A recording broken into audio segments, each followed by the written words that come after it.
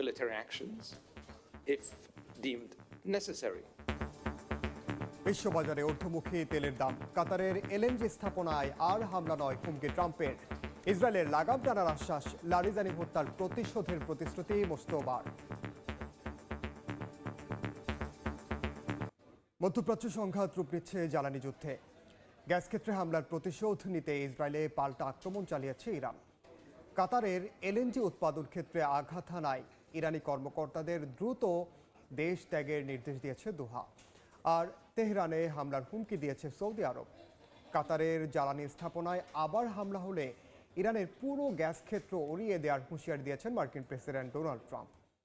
এদিকে নিরাপত্তা প্রধান আলী লারিজানি হত্যার প্রতিশোধ নেয়ার প্রতিশ্রুতি দিয়েছেন ইরানের নতুন সর্বোচ্চ নেতা মোজতবা খামেনি। জ্বলছে ইরানের অন্যতম বৃহৎ সাউথ পার্স গ্যাস ক্ষেত্র। ইসরায়েলের বিমান হামলায় ব্যাপক ক্ষতির মুখে পড়েছে বিশ্বের বৃহত্তম গ্যাস ক্ষেত্রটি।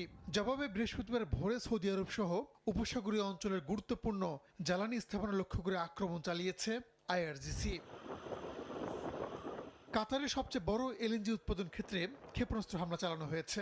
এ ঘটনায় নিন্দা জানিয়ে দেশটিতে থাকা ইরানি কর্মকর্তাদের দ্রুত নিজ দেশে ফেরত যাওয়ার নির্দেশ দিয়েছে দোহা। আর ইরানের উপর পুরোপুরি বিশ্বাস ভেঙে গেছে বলে মন্তব্য করেছে সৌদি আরব। তেহরানে পাল্টা হামলার হুমকি দিয়েছেন দেশটির পররাষ্ট্রমন্ত্রী। সৌদি আরব চাপের মুখে নতি স্বীকার করবে না। আমরা অত্যন্ত স্পষ্টভাবে জানিয়ে দিয়েছি যে প্রয়োজন মনে করলে সামরিক পদক্ষেপ নেওয়ার অধিকার আমাদের রয়েছে। যুক্তরাষ্ট্র বা কাতারকে না জানিয়েই ইরানের সাউথ পার্স গ্যাস ক্ষেত্রে হামলা চালিয়েছে ইসরায়েল বলে মন্তব্য করেছেন মার্কিন প্রেসিডেন্ট ডোনাল্ড ট্রাম্প। কাতারের এলএনজি স্থাপনায় আবার হামলা হলে ইরানের পুরো গ্যাস ক্ষেত্র উড়িয়ে দেওয়ার হুমকি দিয়েছেন তিনি। এর আগে বুধবার রাতে শীর্ষ নেতৃত্বের হত্যার প্রতিশোধ নিতে ইসরায়েলে ব্যাপক হামলা চালায় ইরান। অপ্রতিরোধ্য ক্লাস্টার বোমার আঘাতে লন্ডমন্ড হয়ে গেছে রামাত গান এলাকা। আবাসিক ভবনের পাশাপাশি মেট্রো স্টেশনেরও ব্যাপক ক্ষতি হয়েছে। এছাড়া তেল আবিবের বেন গুরিয়ন বিমানবন্দরে 3টি বিমান ক্ষতিগ্রস্ত হয়েছে। ইরানের পারমাণবিক কর্মসূচি এখনো বেসামরিক উদ্দেশ্যেই সীমাবদ্ধ বলে সাফ জানিয়ে দিয়েছেন পররাষ্ট্রমন্ত্রী আব্বাস আরাকচি।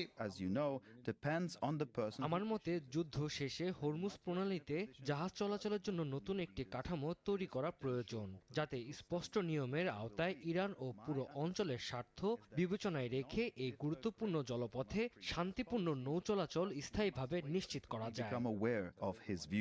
এদিকে ইরানের শীর্ষ নিরাপত্তা কর্মকর্তা আলী লারিজানির হত্যার প্রতিশোধ নেয়ার হুঁশিয়ারি দিয়েছেন দেশটির নতুন সর্বোচ্চ নেতা মোস্তফা খামেনি। এই রক্তপাত ইসলামী শাসন ব্যবস্থাকে আরও শক্তিশালী করবে বলে উল্লেখ করেন তিনি।